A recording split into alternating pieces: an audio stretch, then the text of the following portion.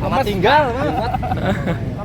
Pabrik PT Sri Rejeki Isman alias Sritex yang terletak di Kabupaten Sukoharjo, Jawa Tengah, resmi berhenti beroperasi pada Sabtu, 1 Maret 2025. Tak cuma pabrik Sritex Sukoharjo, anak perusahaan Sritex Group juga terimbas kondisi pilot. Kondisi ini membuat karyawan PT Sritex dikenakan pemutusan hubungan kerja (PHK) per 26 Februari 2025 dan terakhir bekerja pada Jumat 28 Februari 2025.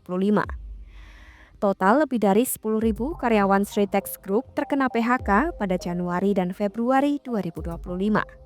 Lantas, apa yang menyebabkan Sritex tutup?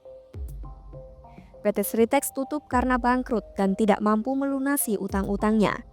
Hal ini diperparah kondisi pandemi berkepanjangan dan keraguan pelanggannya bisa melunasi piutang-piutang usaha perusahaan.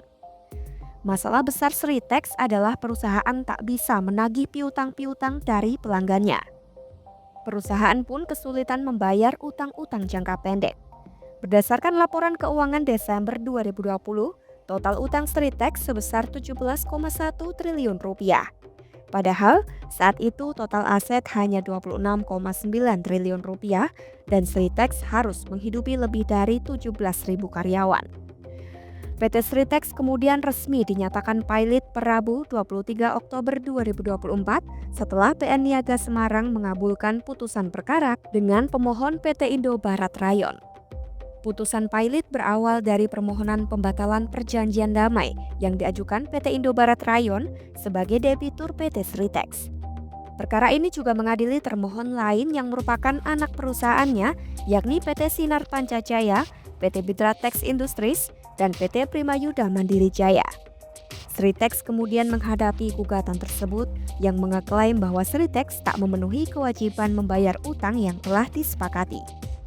Berdasarkan perjanjian damai itu, Sritex harus membayar sesuai dengan ketentuan dalam perjanjian homologasi yang telah disepakati. Homologasi merupakan pengesahan oleh hakim atas kesepakatan antara debitur dan kreditur untuk mengakhiri kepailitan. Sebagai konsekuensi dari ketidakpatuhan atas kesepakatan itu, Hakim Ketua dalam persidangan memutuskan PT Sritex dinyatakan pilot. Sritex pun mengajukan kasasi terhadap putusan tersebut. Sayangnya, Mahkamah Agung menolak kasasi tersebut dan Sritex dinyatakan tetap pilot.